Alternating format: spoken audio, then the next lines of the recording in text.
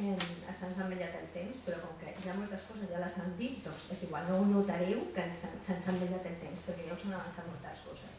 Bé, jo ara sí, en el fix, sí, en això.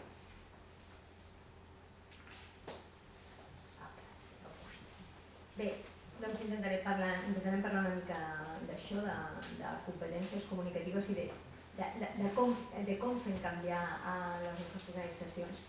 I ja, reprenent una mica coses que ja ha dit el Pau, doncs efectivament està en el nostre, i estava en el nostre ADN des del principi, que es van muntar moltes organitzacions, la comunicació ha estat l'eix a partir del qual s'han organitzat moltes coses i ha crescut, de fet, el tercer sector. O sigui, des de Creu Roja, des de l'any 1859, quan, no sé si coneixeu l'origen de Creu Roja, però el fundador de Creu Roja va decidir al mig de la batalla de Solferino posar-se a organitzar dones per atendre les víctimes, com això, com organitzar dones, com el fundador d'Amnistia Internacional quan va publicar en un diari un article demanant suport per uns presoners, com fent en la nostra feina d'assistència o acompanyament a les nostres usuaris o beneficiaris, o quan fem feina de denúncia de lobby, de reivindicació. L'eix de la majoria d'aquestes coses és la comunicació. Ens comuniquem permanentment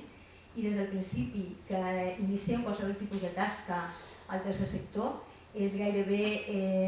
El primer impuls és fer el que fem, el segon impuls és explicar-ho. I podem, cadascuna de les nostres organitzacions, podem posar l'accent en cadascuna d'aquestes coses que us he dit, en l'incidència, en l'assistència, en l'acompanyament, el que vulguem, però si alguna cosa ho tenim clar, i com bé parlaven ells una mica, és que també si nosaltres fem el que fem és per convèncer algú que ens acompanyi a fer alguna mena de canvi. O sigui, nosaltres sempre, des del principi de les nostres activitats, el que intentem és arribar gent per convèncer-la que alguna mena de canvi és possible. Aquí, senzillament, us posava del nostre sector de la cooperació una enquesta, els resultats d'una pregunta que es va fer una enquesta que es va fer el mes del 2009, que per nosaltres era molt central. O sigui, quan a la ciutadania catalana es va fer el Centre d'Estudis d'Opinió, un estudi molt seriós, molt rigorós, i li demanaven si la gent podia fer alguna cosa per reduir la pobresa i les desigualtats, doncs els percentatges veieu que estaven una mica equilibrats, però quan a la gent li demanaven si podia influir en l'espais de presa de decisions, doncs ja una mica canviava la cosa i la gent ja no ho veia tan factible. Segurament avui, si tornéssim a fer aquesta enquesta i avui potser aquests percentatges serien una mica diferents, segurament. Però en qualsevol cas, això, en el nostre ADN des del principi ha estat sempre comunicar. El que passa és que la comunicació, si té alguna complexitat, en qualsevol cas per les organitzacions, és la seva doble identitat. La comunicació forma part de la nostra missió i està en el nostre ADN des dels inicis que ens hi plantegem fer una organització, però a més té aquesta doble identitat que no només forma part de la missió, sinó que a més és una eina, són instruments amb els quals fem o arribem o ajudem la nostra missió.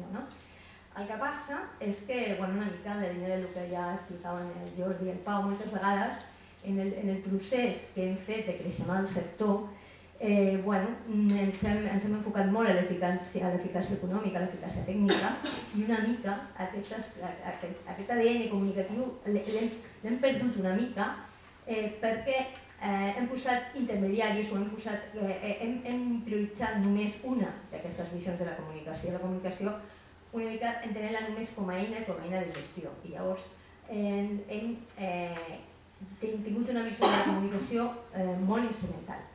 I això ha fet que posem especialistes o tècnics en comunicació a les entitats o tècnics en captació i que una mica durant molt de temps aquest procés de millorar la nostra eficàcia tècnica ha fet això que ens hem fet experts en fer formularis i llavors hem après a parlar molt bé amb l'administració.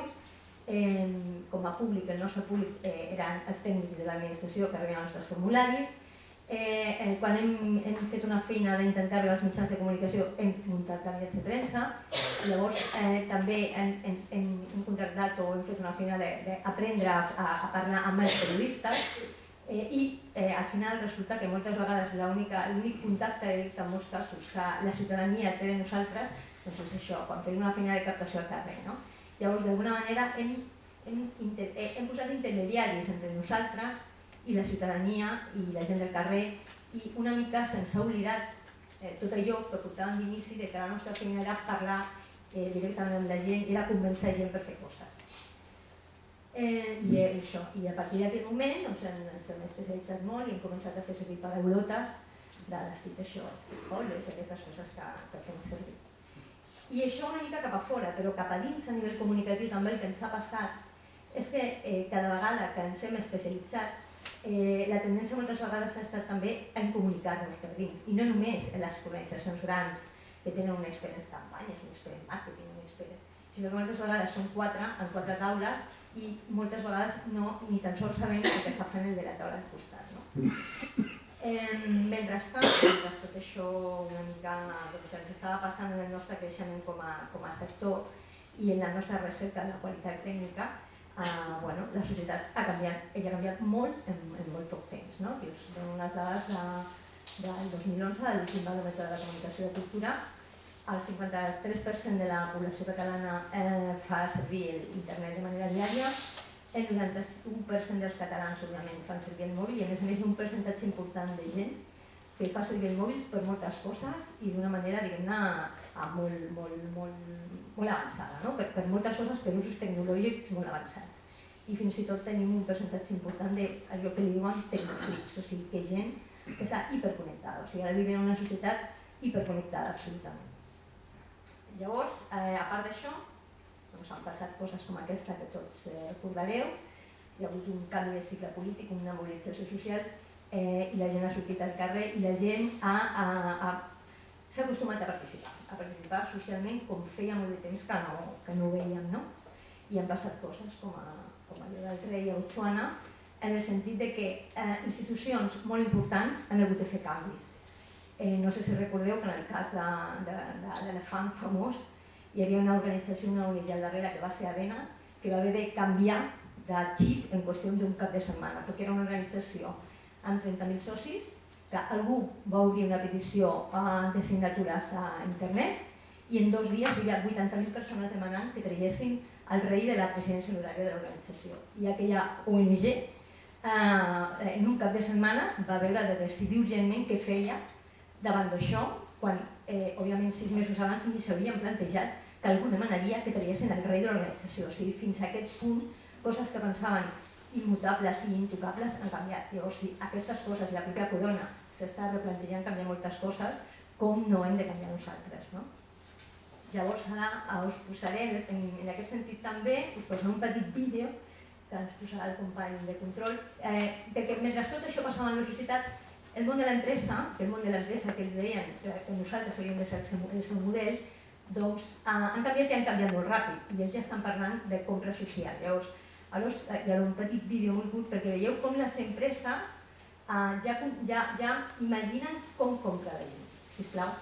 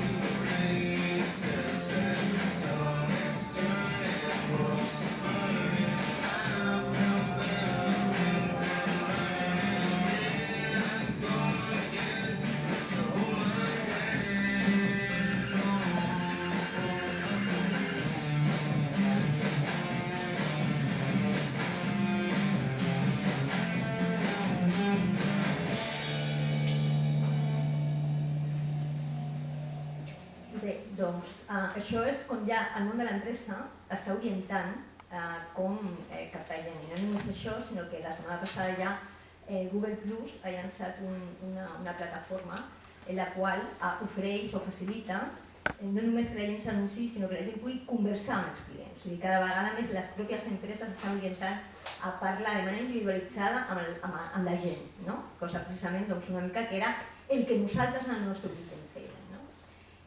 Llavors, competències, bàsicament, o sigui, podem caure en l'error de pensar que tot això de les xarxes socials i les TIC i tot això és només una qüestió de maneig d'eines, no? Hi ha moltes eines i s'han de saber utilitzar. No, no és només una qüestió d'eines, és una qüestió de canvi cultural. La gent llegeix d'una altra manera, aprèn d'una altra manera, compra d'una altra manera, es comunica d'una altra manera. I això és molt més gran que no només el que ara siguin unes eines que estan de moda i ja es passarà. O sigui, esto és un canvi cultural, esto és un canvi social, és tota una manera d'entendre les relacions i les maneres d'organitzar-se també. Llavors, una de les pautes que podem tenir és que si pensem quines competències hauríem de tenir com a organitzacions, doncs una mica en la mateixa línia que ens estan marcant una mica que defineixen el món 2.0, no? O sigui, entitats, persones de les nostres entitats que siguin autònomes comunicativament, ja no necessitem intermediaris per arribar a la ciutadania, ens ho podem fer sols d'alguna manera, que a més el valor de la participació i la interacció sigui el valor central, o sigui que realment sempre puguem estar rebent informació i contestant-la, i una mica el valor de la transparència absolutament, o sigui, la gent ja espera que tota una sèrie d'informacions se li donin i si no les demana i se li han de donar. Llavors, a tot el món també aquest online, el que fa és trencar una mica el que és a dins de les organitzacions i a fora de les organitzacions. O sigui, tot això, una mica aquests murs s'han trencat. Llavors, sí, hem de pensar en clau competències, potser podríem venir per aquí, no? I en aquest sentit, doncs, una mica el que ja també deia el Pau, la idea de que la comunicació ho impregna tot i les organitzacions ens hem d'oblidar una mica del departament de la comunicació o de la persona especialista en comunicació, no deixar de contractar-la, però sí que les seves funcions siguin diferents. O sigui, ara hem de tenir entitats i equips comunicatius i el rol de la persona que pot ser el comunicador o la comunicadora de la casa hauria de ser més algú que animi, que formi, que ajudi a l'organització en aquesta línia, més que no la persona que fa la campanya de captació, que fa la nota de premsa, que també, òbviament, si tenim molts recursos, tant de bo que puguem tenir tots els professionals, però sobretot que fomenti o que impulsi aquesta vocació comunicativa de la casa. I una mica també insistim molt, però si no, o sigui, des de dalt de les organitzacions, des de les direccions, des de les juntes, des dels patronats, amb aquesta vocació de canvi és des d'aquí que s'ha d'impulsar tot això i s'ha de tenir clar. Llavors, si hem parlat molt de la missió i la visió, si veiem i entenem que tenim una missió comunicativa, necessàriament hem de tenir una visió comunicativa de l'organització com a tal i una mica de cadascuna de les persones que la formen, tant de bo que tinguessin una visió comunicativa de la seva feina també. Però per això està impulsada una mica des de dalt, no? I en aquest sentit, òbviament, tenir una direcció clarament que exerceixi aquest lideratge comunicatiu, una organització adaptada en aquesta conversa permanent, en la qual el tècnic especialista en formulació, si de sobte algú a Twitter pregunta alguna cosa, que pugui deixar de fer el seu importantíssim formulari o projecte i pugui contestar alguna cosa, i un equip i una comunitat comunicatius. Comunitat en el sentit de base social, voluntaris, socis. Ara mateix, el major potencial en moments de crisi més, el major potencial comunicatiu, el major actiu comunicatiu que tenim és la nostra gent. I la nostra gent significa els 300 voluntaris de l'Usmón. O sigui, abans de contractar molta gent, tenim 300 persones que són comunicadors actius i gent que podem posar al carrer a explicar amb passió la feina que fan i a buscar altra gent perquè ens ajudi. I això de dins cap a fora és l'actiu més important de les organitzacions. Tenir professionals convençuts, bases socials que es mobilitzin, que siguin els primers prescriptors de l'organització, moure aquest actiu comunicatiu. Ara mateix crec que és de les coses que més serveis se'ns poden donar.